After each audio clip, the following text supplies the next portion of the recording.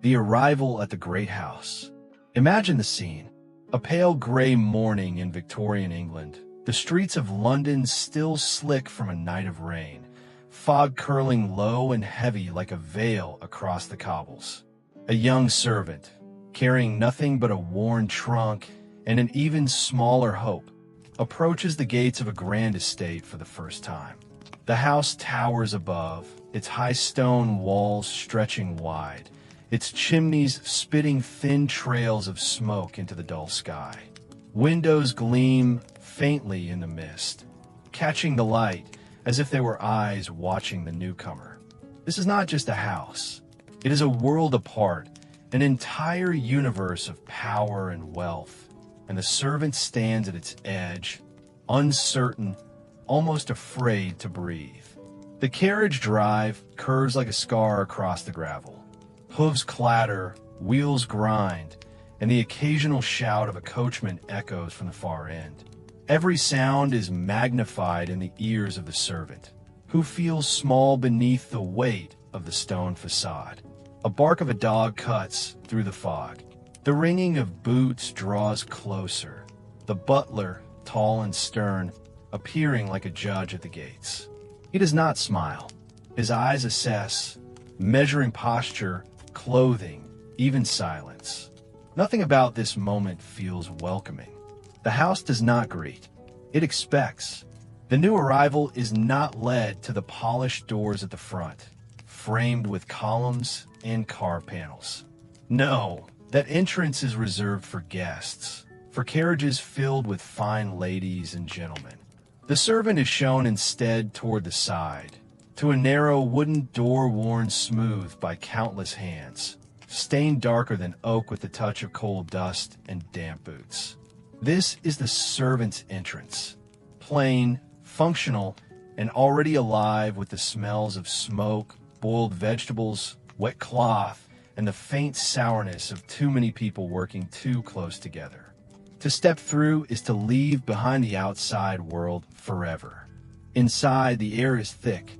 The scullery walls are lined with hooks and shelves, crowded with brushes, buckets, and iron tools. Boots line the corner, all caked with mud. The servant feels swallowed by the sheer size of the household machine. Voices echo down stone corridors. The shuffle of hurried feet. The hiss of water poured into copper pans. Somewhere above, faint but distinct, is the sound of a piano playing softly. The upstairs world bleeds faintly into the downstairs, but only as a reminder, like music from a distant dream. The arrival itself is brisk, almost cold. The housekeeper, a woman with sharp eyes and starched collar, inspects hands first. They must be strong, rough enough for work, but not too ruined for service. The butler watches posture and obedience. Names are taken down in a ledger, wages noted, positions assigned. Rules are delivered without kindness. Rise at dawn, lights out by 10, no speaking unless spoken to, step aside when the family passes, never use the grand staircase, and above all, know your station. The words fall heavy, like the closing of a door. The great house does not exist as mere architecture. It is alive, pulsing with rhythm. Its heart is not in the chandeliered drawing rooms, where guests sip tea beside golden drapes, but in the kitchens and sculleries, where water is hauled and fires are fed. It breathes through the chimneys, sighs in the creak of staircases, and moves through the endless footsteps of those who keep it alive. Standing at the threshold of this hidden world, the servant feels the weight of it pressing down like stone. Every choice has already been made. From this moment, life belongs not to the self, but to the house. The first impressions burn deep. The ceilings below stairs are low, the air damp with coal dust. Corridors stretch long and narrow, candlelight flickering weakly against stone walls. The servants' hall smells of baking bread, hot iron, and the sweat of a dozen tired bodies. Yet, in that fatigue, there is also something like recognition. Other faces turn, each one marked by the same weight of duty. Some smile faintly, some barely look up, but all acknowledge silently. Another soul has joined the endless wheel. Above, life continues untouched. Chandeliers glow with gaslight. Footmen glide silently behind chairs, pouring wine into crystal.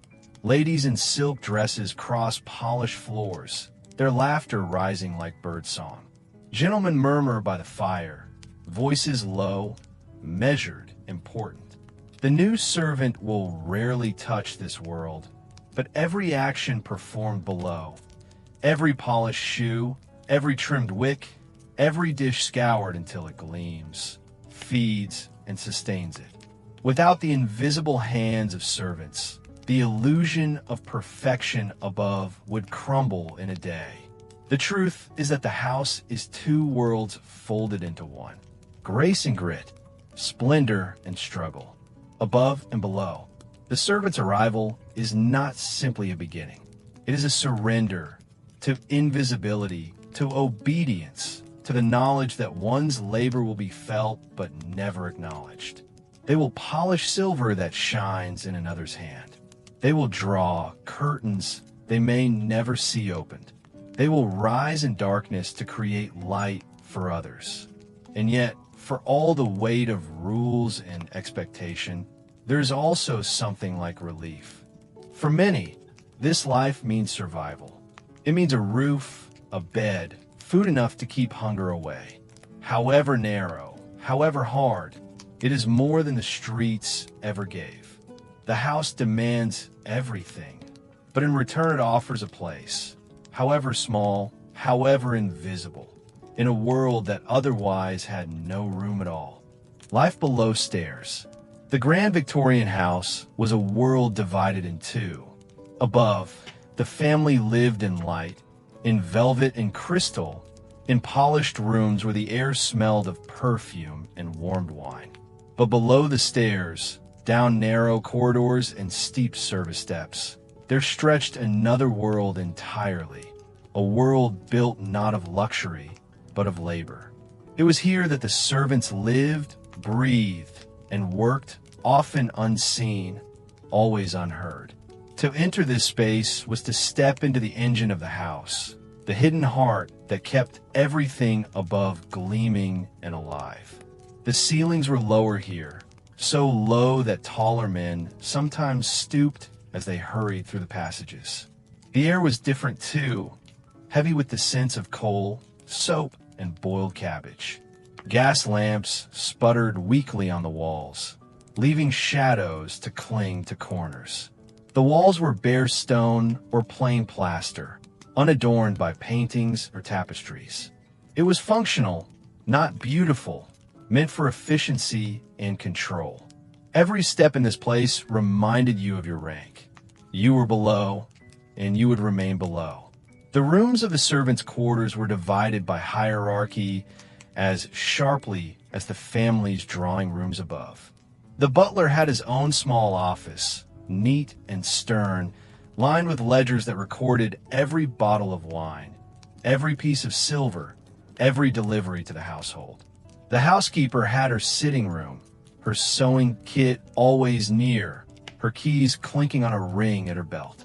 She ruled the female staff with quiet precision, her word carrying nearly as much weight as the lady of the house herself. Below them, the footmen and maids crowded into shared spaces, dormitory-style rooms where beds were narrow, blankets thin, and privacy non-existent. Morning began in these quarters long before the family stirred.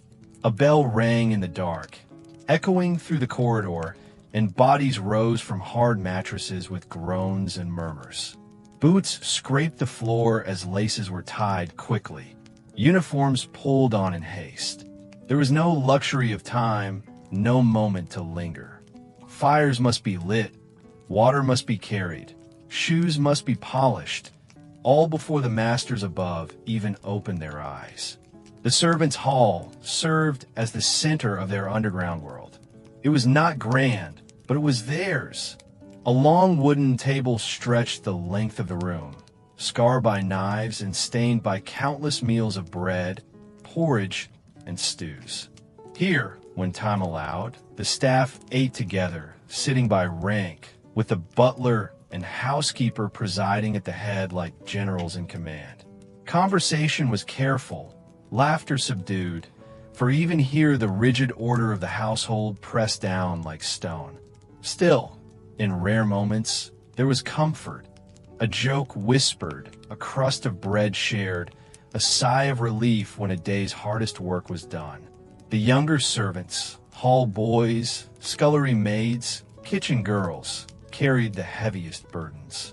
They ran with messages, scrubbed endless pots, carried coal until their backs ached. Their hands were red and raw, their faces smudged with soot. They lived at the very bottom of the hierarchy, often scolded, often punished, yet vital to the daily rhythm. Without them, the machine of the house would stall. And so they worked unnoticed, as invisible as shadows, but always moving, always present. At night, when the family dined above in glittering light, the servants gathered here below in shadows. They listened to the muffled sounds from the dining room, the clink of silver, the murmur of voices, the occasional laugh drifting down the staircase. They knew the household's secrets, for they saw and heard everything. A letter left carelessly on a desk, a quarrel overheard behind a half-closed door, a guest slipping quietly into the wrong chamber.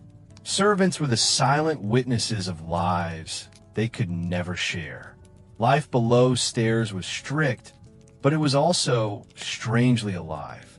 Friendships formed in whispers over shared chores, bonds forged in exhaustion, and laughter stolen in the kitchen. Rivalries, too, grew sharp as footmen competed for favor and maids for the lighter tasks. The butler's nod could lift a servant's standing. The housekeeper's frown could crush it. The hierarchy was a cage, but within it, the servants found ways to breathe, to smile, even to dream. The walls were close, the air stale, the beds narrow. Yet in those small rooms, in the scullery, in the servants' hall, a community pulsed with endurance.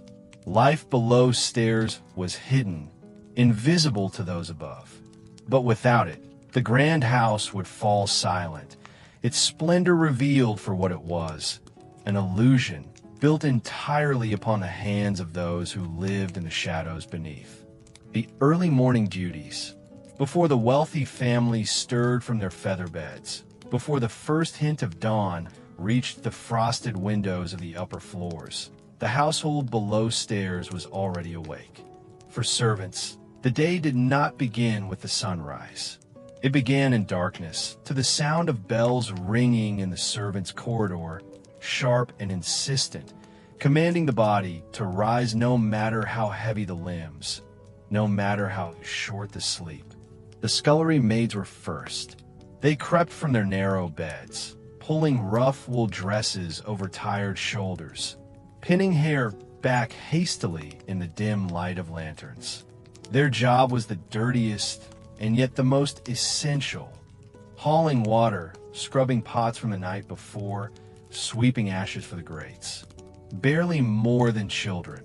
Many were no older than 13 or 14, yet they shouldered buckets heavy enough to bow their backs. In silence, they moved quickly, for delay meant reprimand, and reprimand meant the loss of what little dignity they held. The hall boy followed, stumbling half awake, arms already full of coal scuttles. His task was to feed the fires. Room by room, he emptied ashes, carried fresh coal, and lit kindling until flames crackled in every grate. The house demanded warmth by the time the family awoke, and if he failed, the cold displeasure of the master or mistress would descend not only on him, but on the butler or housekeeper above him. It was a chain of pressure, descending always, never easing. By the time the sky outside had turned the faintest gray, the kitchen stirred with life. The cook, her apron already dusted with flour, barked orders to her assistants. Bread had to be kneaded, ovens heated, bacon sliced, eggs gathered from the yard. The scullery girls fetched water for boiling, their arms trembling under the weight of pails. The kitchen hummed with urgency, the smells of yeast and smoke filling the air. Though the family above still slept, the day's rhythm had already begun. The maids spread out across the house like shadows. Chambermaids climbed staircases softly, their arms filled with cloths and brushes. They polished mirrors until they gleamed, dusted mantles, straightened carpets. Beds were turned, sheets smoothed, wash basins filled with fresh water. Every motion was careful, efficient, quiet. For waking the family too early was an unforgivable mistake. The sound of their work was muffled. The hiss of a cloth on glass, the whisper of a broom across a rug, the faint clink of porcelain basins set gently in place. Downstairs, the butler walked through the corridors with measured steps, his eyes sharp for mistakes. Were the boots lined neatly for polishing? Were the fires lit evenly across the house? Was the silver tray prepared for the master's breakfast? He demanded perfection not because he was cruel, though many thought him stern, but because any flaw below reflected above. The household's reputation, and his own, rested on the discipline of those under him. By the time the first bell rang from the mistress's chamber, the bell that summoned her maid, the house below had already lived through hours of unseen labor. Fires roared, hot water steamed in basins, tables were laid with precision. The lady's maid entered her mistress's room quietly, setting out gowns, brushing fabrics, preparing perfumes and oils. Every ribbon and every pin had to be ready. Above all, the lady's appearance in society depended upon the unseen devotion of the woman at her side. And so the pattern of the morning unfolded, servants running up and down stairs, balancing trays, hauling coal, polishing brass until it shone like gold. No one paused, no one rested. The hours before the family's first footsteps echoed through the hall were the busiest, the most frantic, the most demanding. These were the hours that determined whether the household would appear effortless in its grace or falter under the smallest mistake. To live this rhythm was to accept exhaustion as constant companion. Servants rarely saw the sun rise, though they felt its warmth on their backs as they hurried through courtyards or climbed staircases with buckets in hand. They worked not for applause, not for thanks, for there was little of either, but because the machine of the house demanded it. And so, long before breakfast was served upstairs, long before society ever knew the family had risen, the servants had already lived half a day in silence, duty, and endless motion. The kitchen world. The kitchen in a Victorian great house was more than a room. It was a kingdom. It was the beating heart of the household, hidden from the guests, yet ruling silently over every meal that rose to the grand dining room above. Here, in the clatter of pans and the hiss of boiling water, the order of the day was created, one loaf, one roast, one pot of soup at a time. If the drawing room was a stage where wealth performed itself, then the kitchen was the machinery behind the curtain, humming endlessly, unseen yet indispensable. Imagine entering that world for the first time. The air is heavy with smells. The warm, yeasty sweetness of fresh bread, the sharp tang of onions, the rich smoke of roasting meat, the earthy scent of root vegetables piled in baskets along the wall. The floor beneath your boots is uneven stone, worn smooth by decades of footsteps. The walls are thick, darkened by smoke, and shelves groan under the weight of pots and pans, copper gleaming dully beside iron blackened by constant fire. Everywhere is sound, knives chopping, ladles scraping, water pouring into heavy basins, the steady beat of a rolling pin striking dough. At the very center of this chaos stands the cook. She is no servant girl, but a queen in her own right.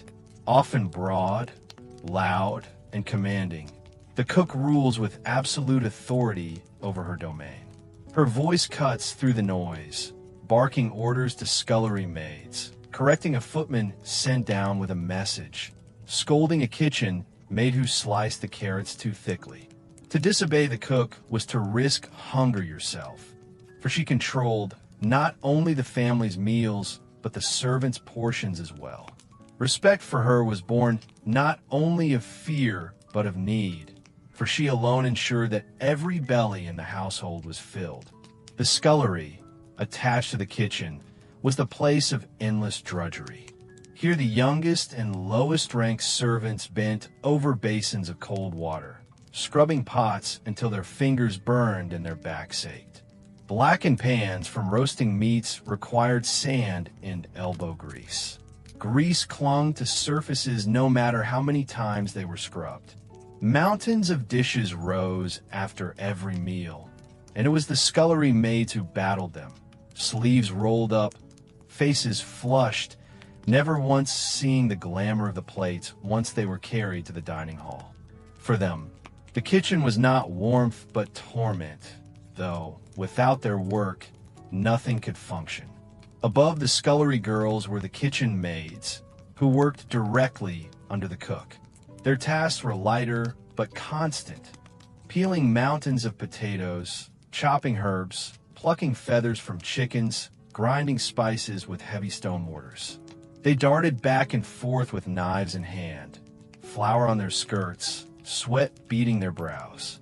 These were the hands that built the base of every dish, the endless preparation that made the cook's artistry possible. Meals in a Victorian household were vast affairs. Breakfast might involve eggs, bacon, sausages, porridge, tea, and bread, all to be prepared before the family even opened their eyes.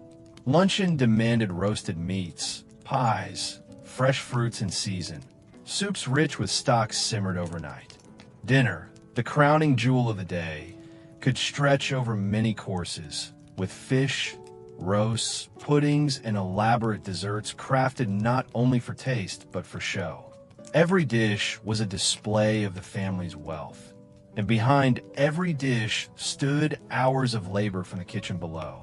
The heat of the kitchen was relentless. Fires burned from before dawn until after midnight, ovens blazing, spits turning, kettles boiling. Servants worked in a constant haze of smoke and steam, their faces flushed, their bodies slick with sweat, even in the depths of winter.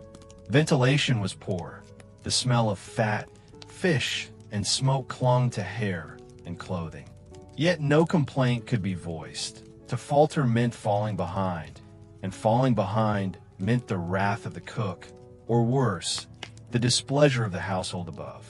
The kitchen was also a place of secrets.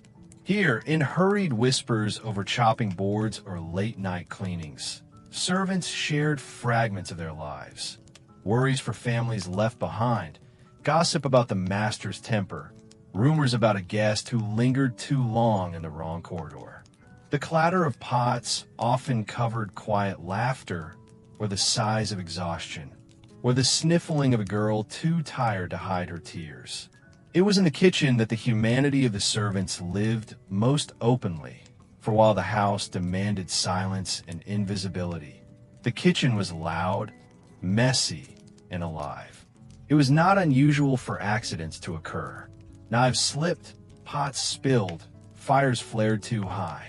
Burns were common, and scars on the arms of older maids told silent stories of years spent too close to open flames.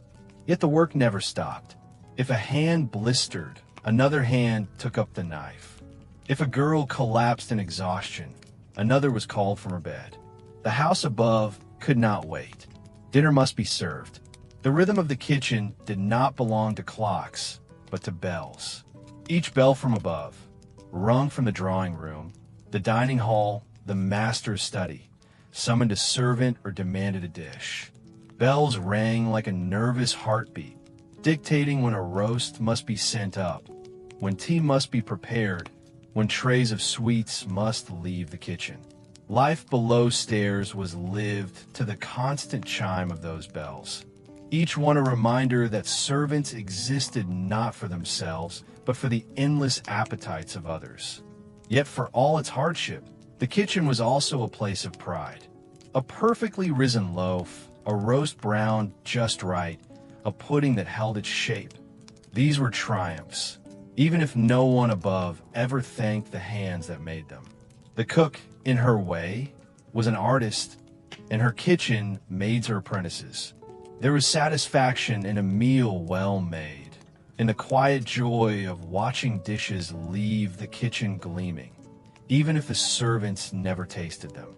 For many, it was the only kind of pride they could claim in a life otherwise built on obedience. At the end of the night, long after the last guest had sipped their final glass of port, the kitchen still roared with work. Dishes returned piled high, bones stripped clean, pans blackened. Fires had to be banked, leftovers sorted, floors scrubbed, until they shone faintly in the dim lamplight. The scullery girls worked until their hands were raw, and only when the last plate was dried and the last coal raked into ash did the kitchen fall silent. In that silence, broken only by the faint hiss of cooling ovens, servants finally sat, eating their scraps, heads heavy with fatigue. And then, as the lamps were dimmed and the last doors closed, the cycle paused only for a breath. For in a few short hours before the dawn, it would all begin again. The lady's maid and the valet. In every great Victorian household, there were two figures who stood closer to the family than any other servant: the lady's maid and the valet. They were the silent shadows, always near, always attentive, trusted with secrets that even friends or relatives might never hear. To be either was both an honor and a burden. They lived nearer to the luxury above stairs, but the price of belonging neither wholly to the servants' hall nor fully to the glittering world they served. The lady's maid was chosen with care. She was often the most refined among the female servants, skilled not only in sewing and mending, but in the arts of dressmaking, hairstyling, and even medicine. Her work began long before her mistress appeared for the day.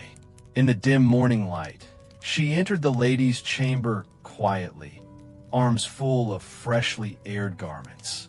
First, she would draw the curtains wide to let in the pale English sun. Then she prepared the basin with warm water, placed neatly folded towels nearby, and laid out the day's clothing. Every gown, every ribbon, every piece of lace passed through her hands. She brushed fabric smooth, checked seams for tears, polished the fastenings of jewelry. She could transform silks crumpled from storage into shimmering perfection. When her mistress awoke, the lady's maid was already in place, brush in hand, ready to smooth hair, apply scented oils, or fasten the dozens of tiny hooks and eyes that held a bodice together. To dress a Victorian lady was no simple matter. It required patience, precision, and practice. A corset alone might take 10 minutes to lace properly, each tug firm but not cruel, each ribbon tied neatly out of sight. Her duties did not end there. The lady's maid also kept track of cosmetics and perfumes, mixed herbal remedies when her mistress was unwell, and carried an ear for confidences. A mistress might speak freely while her hair was brushed, words tumbling out that she would never dare utter in the drawing room. Love affairs, jealousies, disappointments, small victories, all passed into the ears of the lady's maid. And though she was sworn to silence, she became a vault of secrets, knowing the currents of her mistress's life more intimately than even her husband might. If the lady's maid was her mistress's shadow, then the valet was his master's reflection. A gentleman's valet had responsibilities equally personal and equally demanding. His work was centered on clothing, grooming, and presentation. But like the lady's maid, He was more than a servant of fabric and brush. He was expected to anticipate needs before they were spoken. When a master awoke, the valet was ready with hot water for shaving, razor sharpened, and linen freshly pressed. He laid out clothing according to the day's schedule. Formal suits for dinner, riding clothes for hunting, lighter jackets for travel. The valet's art was in the details. He knew which waistcoat paired best with which cravat, how to polish boots until they shone like mirrors, how to remove the stubborn stains of travel from fine wool. He tended hats and gloves, brushed away dust from trousers, and packed trunks with mathematical precision. A disorganized valet was a disgrace, for the master's appearance in society reflected not only his wealth but his household's discipline. Beyond clothing, the valet too was privy to his master's private world. He assisted in shaving, cared for his health, and sometimes even listened as the master muttered frustrations or confessions aloud. In those quiet mornings or late nights, when a man spoke freely because only his servant was near, the valet became something closer to a confidant. Yet the relationship was never equal. Affection might exist, even a kind of trust, but it was always bound by duty and hierarchy. Both valet and lady's maid occupied a peculiar place within the household. They dined not with the highest servants like the butler or housekeeper, nor with the scullery maids and hall boys. Instead, they often ate alone between worlds belonging fully to neither. Other servants sometimes resented them, accusing them of vanity or favoritism. Yet their isolation was as much a burden as a privilege. They walked closer to luxury, but they bore the weight of endless expectation. One mistake, a gown torn, a razor nicked too deep, a garment forgotten, and the shame fell entirely on them. Daily life for these attendants stretched long. Mornings began early, nights ended late, for they were always required when their masters dressed or undressed. If the family attended a ball, the valet waited up until the master returned, ready to remove cravats and fold garments carefully before the night was over. The lady's maid, likewise, might spend hours untangling hair stiff with powders and pins after an evening of dancing. Their days blurred, tethered not to bells like the lower servants, but to the whims of the individuals they served. Yet despite the strain, many sought these positions. Why? Because the lady's maid and valet often received gifts. Worn garments too fine to discard were handed down. A dress altered, a coat refitted, a trinket quietly passed along. Sometimes money changed hands, slipped discreetly as thanks for silence or loyalty. Opportunities, too, might arise. A valet who proved himself indispensable could accompany his master on travels abroad, glimpsing Paris or Rome. A lady's maid might learn the fashions of society firsthand, skills that made her valuable if she ever sought a post elsewhere. But perhaps the greatest reward, subtle though it was, came in the strange intimacy of service. To be trusted with the personal image of another, to hold their confidences, to see them at their most unguarded.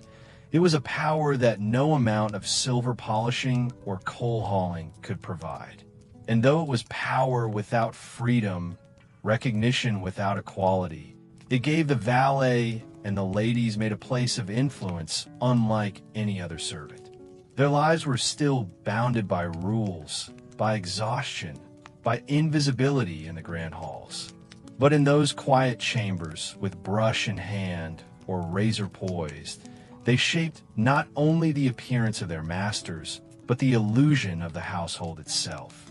For every silk gown that shimmered beneath candlelight, for every gentleman who stepped into society in flawless attire, there was always a pair of unseen hands, guiding, tending, and perfecting. The lady's maid and the valet lived in the shadows of greatness, but without them, greatness itself would have looked far less polished. The grand dinner service.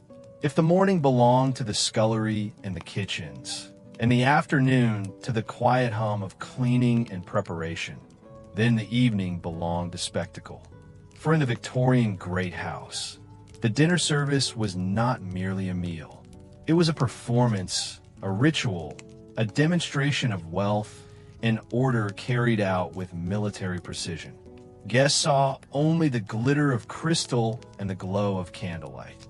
What they never saw was the immense machine of labor hidden beneath that elegance, ticking forward like a clock, every serve in a gear, every gesture rehearsed to perfection. The rhythm of dinner began hours before the first guest arrived. The dining room itself was polished to a sheen. Every surface had to sparkle. Heavy drapes were shaken out, carpets beaten, the long mahogany table rubbed with beeswax until it gleamed.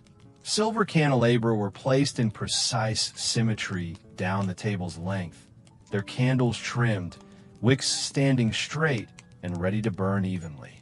Decanters of wine were aired, their contents swirled carefully by the butler, who inspected each bottle as if it held the family's reputation itself. The table settings were a world of order. Each place was measured with invisible lines, plates set at exact distances, knives and forks aligned with military accuracy. Napkins, folded into elaborate shapes, stood ready. Crystal glasses, cut to catch the light, were placed for water, for wine, for port, each in its proper position. No item was chosen by chance. Every fork, every dish, every glass spoke silently of the household's wealth and discipline. Below stairs, the kitchen prepared like an army for battle. The cook directed her staff with the urgency of a general. Roasts turned slowly on great spits, basted again and again until their skin shone golden. Sauces simmered, stirred constantly by tired hands. Puddings steamed in cloths tied tight, hanging from hooks above boiling pots. The scullery girls raced back and forth, scrubbing pans blackened by fire, fetching water, peeling vegetables. The kitchen was a storm of heat and motion, all bent toward the single purpose of perfection. When the bells began to ring upstairs, signaling that the family and their guests were assembling, the butler gave the command. Footmen straightened their livery, their hair slicked, their gloves spotless. They lined the walls of the dining room, silent and still as statues, waiting for the call to serve. To move too quickly, to spill a drop of wine, to clatter a plate. These were failures that could haunt a servant for weeks. The service was a dance, and every step had to be exact. The first course arrived, carried on gleaming platters from the kitchen. Soup steaming in porcelain bowls, fish laid out with delicate garnish, bread fresh from the oven. The footmen moved in perfect rhythm, serving from the left, clearing from the right, never interrupting conversation.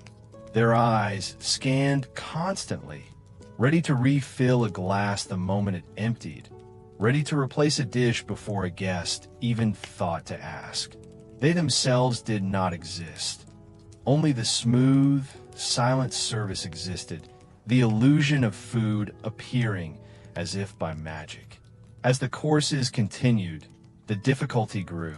Roasts had to be carved at the table, a task often performed by the master himself, while servants stood ready with platters to catch and distribute each slice.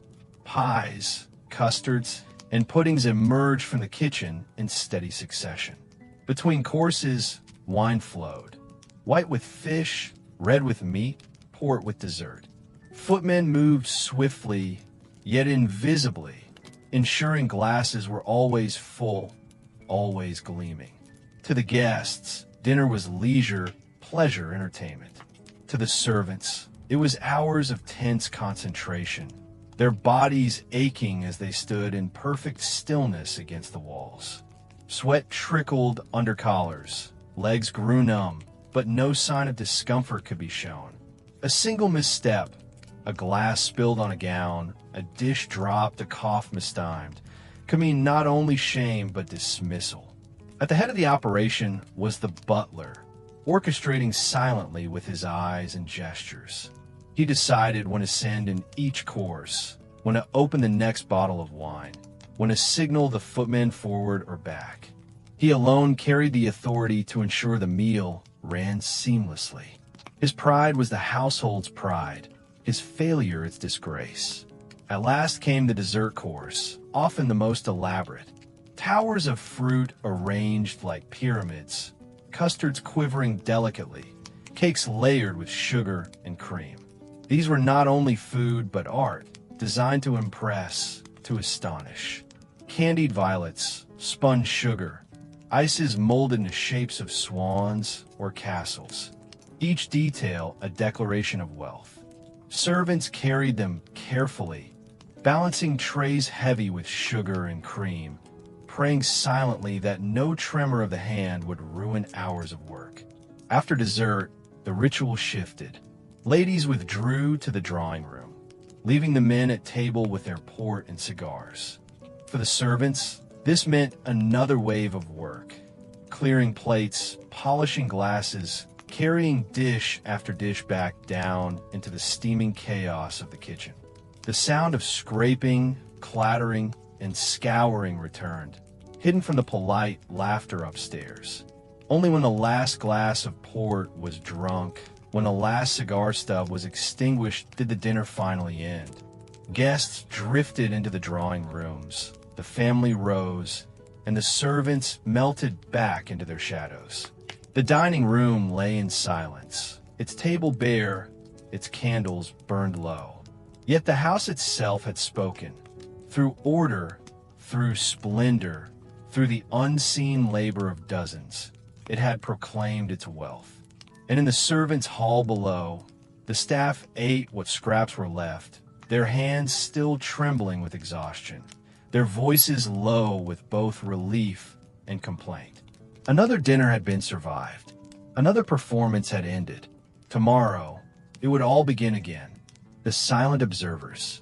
Life in a Victorian household was built upon appearances. The great house glittered above with order and refinement.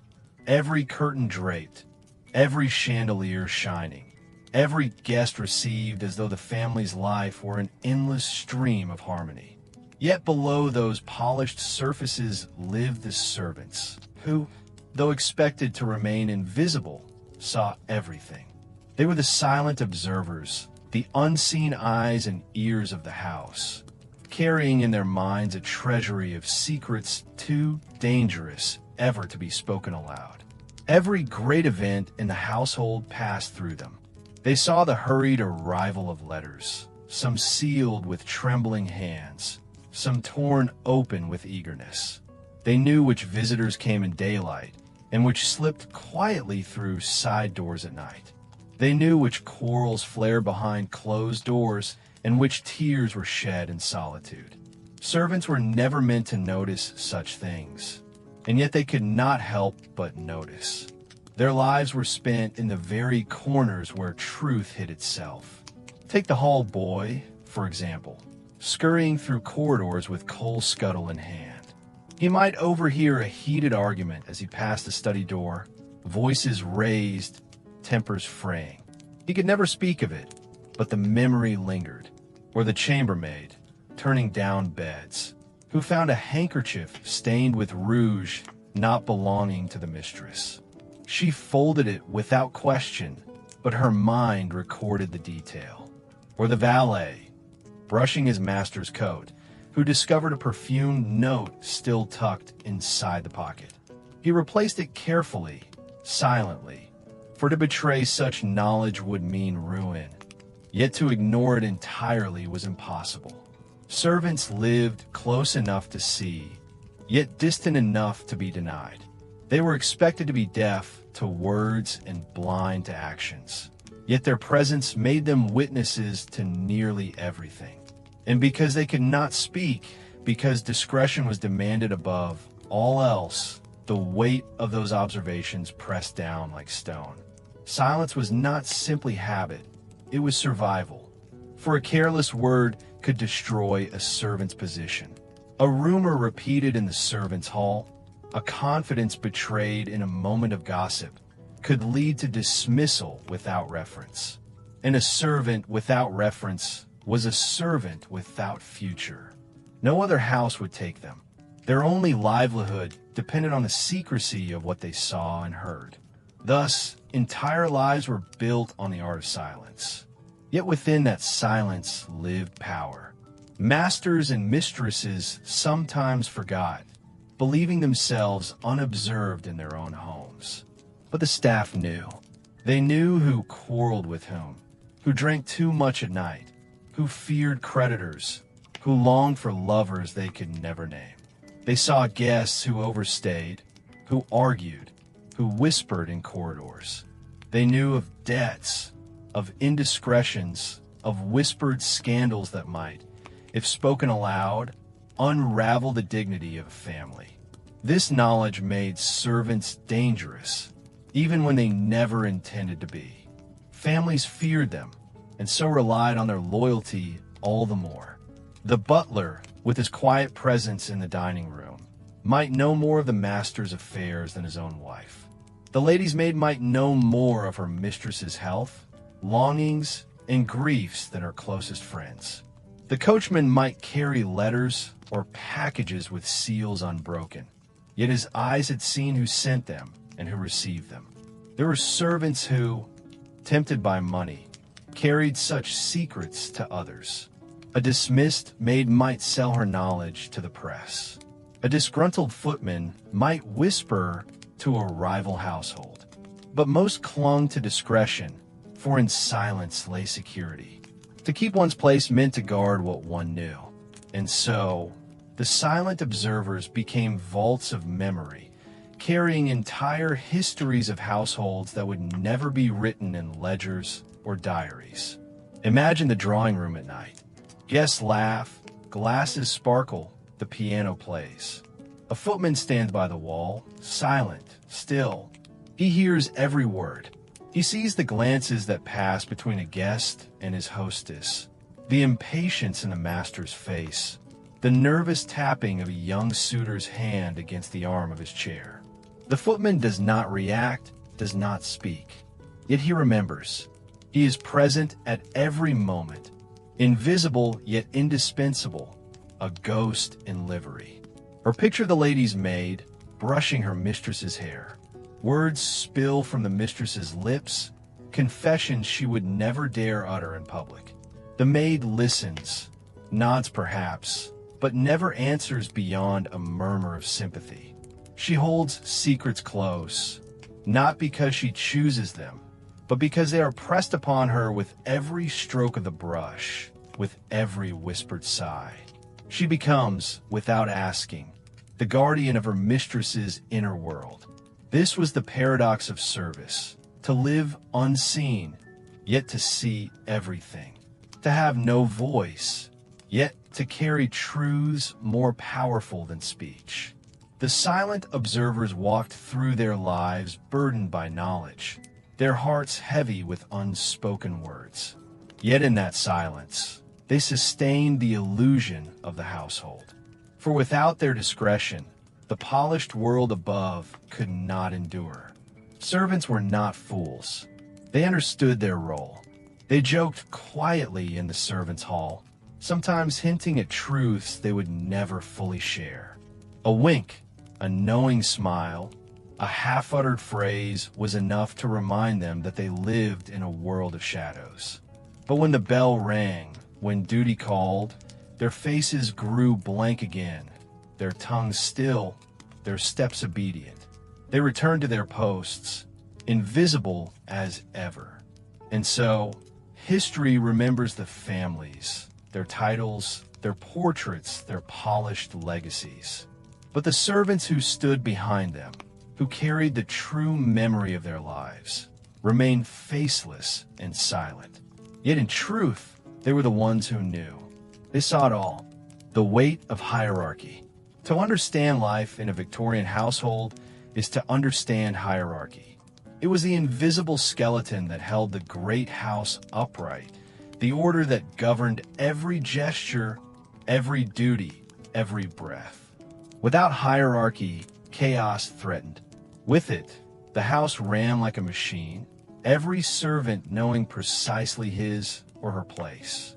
And yet, that order came at a cost. The constant weight pressing down on shoulders, reminding each soul how small they were in the eyes of those above. At the top of the servants' world stood the butler and the housekeeper. The butler was master of the male staff, guardian of the wine cellar, custodian of the silver. His presence alone carried authority. He walked with measured steps, his face calm, his voice never raised yet always commanding. When he entered the servants' hall, conversation hushed. Even the youngest hall boy knew instinctively to rise when the butler appeared. The housekeeper, often stern, often kind in quiet moments, ruled the female staff. She carried keys at her waist, the keys to pantries, to linen cupboards, to the locked closets where household stores were kept. Those keys clinked softly as she walked, a sound that reminded everyone of her reach. To displease her meant fewer rations, harsher duties, or worse, the dreaded dismissal without reference. To please her meant survival, and sometimes even her rare, precious praise. Beneath these two pillars stretched a ladder of roles, each one narrower than the last. Footmen, prized for their height and appearance, stood above hall boys, who carried coal and scrubbed boots. Senior maids supervised younger ones, dividing tasks between them with careful precision. In the kitchen, the cook ruled with iron spoon, but even she had her assistants ranked carefully. First kitchen maid, second kitchen maid, and so on, down to the weary scullery girls whose hands were always red with cold water and soap.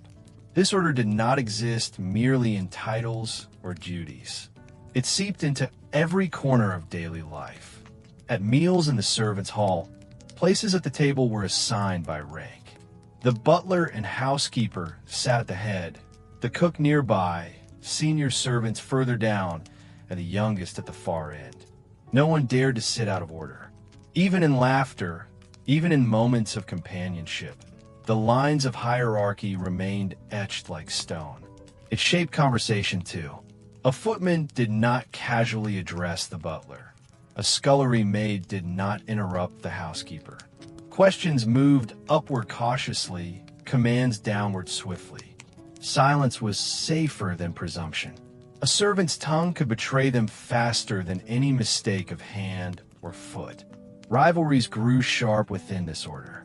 Ambition flickered in the eyes of young footmen, eager for the butler's approval.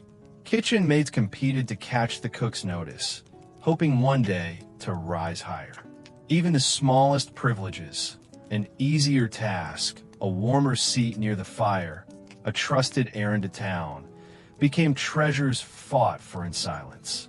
Jealousy simmered beneath polite nods, and alliances formed like hidden currents. Yet hierarchy also provided identity. A servant knew who they were in relation to others. They might be lowest, yet still above someone else. A hall boy, beaten down by endless cold dust, might comfort himself with the knowledge that new arrivals would one day replace him at the bottom.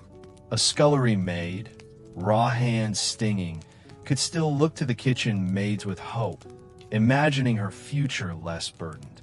Hierarchy promised not only order, but the faint possibility of movement. Rare, but not impossible. Above all loomed the family itself, a presence that was at once intimate and distant. To the servants, the masters were both gods and burdens.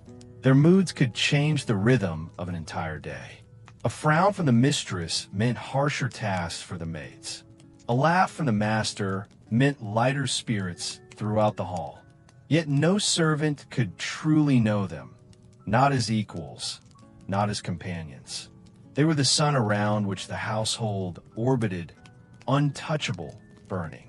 And so, life became a balance between obedience and survival. To serve was to bow constantly, not only with the body, but with the will. Pride had to be swallowed, individuality softened, ambition hidden behind a mask of humility. The hierarchy demanded not only labor, but spirit. Still, within that weight, humanity endured. Servants found ways to smile, to share a joke over scrubbed floors, to whisper dreams in the quiet corners of the scullery. They bore the weight together, and in that shared burden grew bonds stronger than rank. For while hierarchy divided, it also united. All were bound by the same chain, and all carried its links upon their backs. The great house glittered above with harmony because below, hierarchy ruled. Every candle lit, every dish served, every curtain drawn bore the mark of that silent structure. The weight was heavy, yes, but it was the weight that made the illusion of grandeur possible. And so the servants bore it, day after day, year after year, knowing their place, feeling their limits, carrying the unseen architecture of the household upon their shoulders. The rare moments of rest. The life of a servant in a Victorian household was an endless march of duty. From the first bell before dawn to the last shutter closed at night, every moment was filled with tasks: hauling, polishing, scrubbing, serving. Yet even in such a world of constant labor, there existed rare, fleeting moments when time seemed to loosen its grip. They were small, fragile intervals, but for the servants who bore the house upon their backs, these moments of rest were lifelines. Without them, the body would break and the spirit would wither. Most often, rest came at meal times in the servants' hall. The table was long, wooden, scarred by knives and years of use. Here, in between waves of labor, the staff gathered according to rank. The butler and housekeeper presided at the head. Others took their places in order, and bowls of simple food were passed along. Thick bread, stews of root vegetables, porridge, sometimes scraps of meat left from the family's meals. For a few short minutes, conversation replaced silence. Voices rose cautiously, jokes were whispered, and for a moment the house felt lighter. But rest was never complete. A bell could ring at any instant, summoning someone back to duty. A tray had to be fetched, a guest request answered, a fire stoked. Plates might sit half-finished, tea cooling in cups, as servants rushed once more into the machinery of the household. To eat quickly was a skill in itself, a way of stealing strength before the next demand arrived. Other moments of relief came in the late evenings, when the family had finally retired. The house, which had echoed all day with footsteps and commands, fell into a hush. In the kitchen, the last pots were scrubbed, ovens banked, and floors wiped down. Only then, when the doors were closed and the lamps dimmed, could servants exhale. They sat together in the warmth of the cooling hearth, sipping weak tea or nibbling crusts of bread, their bodies sagging with exhaustion, yet grateful for the stillness. It was in these moments that true companionship emerged. Stories were shared, laughter bubbled softly. Even songs were sometimes hummed in low voices. Rest also took stranger shapes. A chambermaid might pause a moment at a window, gazing out at the stars, her hands still smelling of soap, her mind wandering beyond the walls that confined her. A footman, polishing boots, might let his thoughts drift as his hands moved automatically, imagining a future where his labor might earn him a post in another household, or perhaps even a shop of his own. A scullery maid, crouched beside a basin, might linger a second longer, feeling the warmth of the water against her raw hands before it cooled. These were not grand pauses, but they were deeply felt, reminders that beneath the uniform and exhaustion lived a soul that still dreamed. On Sundays, if the household permitted, there was church. For servants, church was both obligation and reprieve. It meant rising early still, preparing the family for attendance. But for those who were allowed to go, it was a rare escape beyond the estate. The walk itself, was freedom. To feel the fresh air, to hear birdsong without the clatter of pots or the ring of bells, to be part of the world outside the house's walls. In the pews, servants sat apart from their masters, but they sat among others like themselves, and for a brief hour they were part of a wider community, bound not only by duty but by faith and hope. Sometimes, rest took the form of stolen joy, a whispered joke in the scullery, a burst of laughter over a misstep, a secret sweet tucked away from the pantry. Human spirits found ways to rebel against endless discipline. Friendships grew in these margins, and sometimes romances too, hidden but powerful, flaring in the dark corners of kitchens and passages. For all the weight of hierarchy, servants were still young men and women, with hearts that longed for more than labor. The butler and housekeeper, though stern, sometimes allowed small mercies. An evening when duties were light, a cup of tea shared in their offices, a word of thanks quietly spoken. These gestures, small as they were, gave servants a rare sense of being seen not as machines, but as people. It was never quality, but it was something. Rest was rare, fleeting, never secure. Yet it was enough. It kept hands moving, kept back straight, kept hope alive. Without those minutes in the servants' hall, without those stolen glances at the stars, without those shared jokes by the fire, the grind of endless service would have crushed even the strongest spirit. And so, in the great machine of the Victorian household, rest became more than idleness. It became resistance. It was proof that even in a life ruled by bells and commands, humanity endured. Servants were not only workers.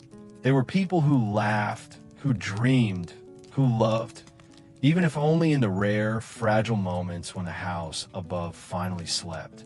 The invisible lives. When we look back upon the Victorian age, history tempts us with shining images.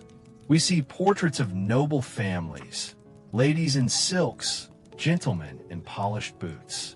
We walk through drawing rooms preserved in estates, chandeliers glittering as though the gas lamps were still alight, carpets soft beneath our feet, tables laid as though awaiting guests who will never return. These are the remnants of wealth, preserved in stone and glass, photographs and memory. But alongside this story runs another, a shadow history that is harder to trace.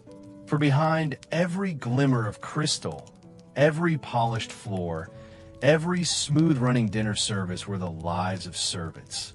Lives that were seldom recorded, seldom praised, and often forgotten. They were the invisible lives. Invisibility was built into their existence. From the moment they entered service, they were trained to remain unseen. They moved through side passages, hidden staircases, narrow corridors lit dimly by oil lamps. They knew which doors to use, which carpets not to tread upon, which windows were forbidden. Their uniforms were plain, their colors muted, designed not to draw attention. Even the sound of their steps was practiced, softened, made light so that they would not disturb the silence of the grand rooms above. A good servant, it was said, was one who appeared only when needed and disappeared the moment duty was done. Yet to say they were unseen is not to say they were absent. They were everywhere. It was their hands that lit the fires in the gray dawn, their arms that carried the endless buckets of water, their backs that bent over floors until they shone. It was they who polished the boots that clicked across marble staircases, they who pressed the gowns that swept through drawing rooms, they who carried the trays of wine that shimmered under chandeliers. Their presence was constant, essential, but the better they performed, the less they were acknowledged. Perfection meant disappearance. Invisibility extended beyond the walls of the house. Few records bear their names. Diaries of the masters speak of dinners and guests, but seldom of the servants who made them possible. Letters mention the running of the household, but not the hands that sustained it. Even photographs, when they include staff, show them stiff and blurred at the edges, never in focus, never central. To be a servant was to live in a world that consumed your hours, your strength, your youth, and yet erased your face from memory. And still, within that erasure, they lived. They laughed, they wept, they dreamed. They celebrated birthdays quietly in kitchens, shared jokes over bread crusts, told stories by the faint glow of dying hearths. In the servants' hall, they were visible to each other. Here, they had names, not just duties. Here they found solace, community, solidarity, and exhaustion. The butler, for all his sternness, might raise a glass at Christmas. The cook, after a particularly splendid dinner, might slip a sugared treat to the youngest scullery maid. For all the weight of hierarchy, within those stone walls a different kind of family formed, bound not by blood, but by endurance. Some left small marks to prove their existence. An initial carved secretly into a beam in the attic. A doodle scratched onto the underside of a drawer. A pressed flower hidden between the pages of a prayer book. These traces were not for history, not for the masters above, but for themselves, a quiet rebellion against invisibility, a way of whispering, "I was here," into a world determined to forget. The paradox of invisibility was that while they were forgotten by posterity, they knew more than anyone about the households they served. They heard quarrels behind closed doors, carried letters sealed with secrets, overheard whispers not meant for their ears. They were witnesses to the private dramas of the wealthy, the debts, the jealousies, the affairs, the disappointments. Yet they could never speak of them. Silence was survival. To betray a confidence, even by accident, was to risk dismissal, and dismissal meant ruin. Thus the invisible lives became vaults of memory, carrying truths they could never tell. Loneliness weighed heavily. To live unseen was to feel one's humanity dimmed. Days blurred into one another. The same bells, the same chores, the same corridors. Years slipped away. A woman might serve faithfully for 30 years, yet leave no trace beyond the linen she folded and the floor she scrubbed.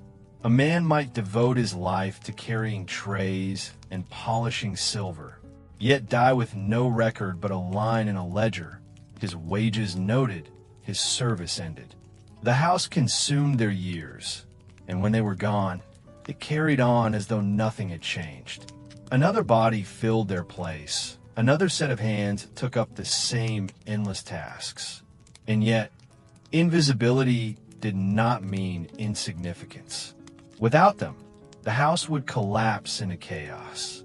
Fires would go cold, meals unserved, silver tarnished, carpets uncleaned. The illusion of grandeur, so central to Victorian pride, depended entirely on the labor of those unseen.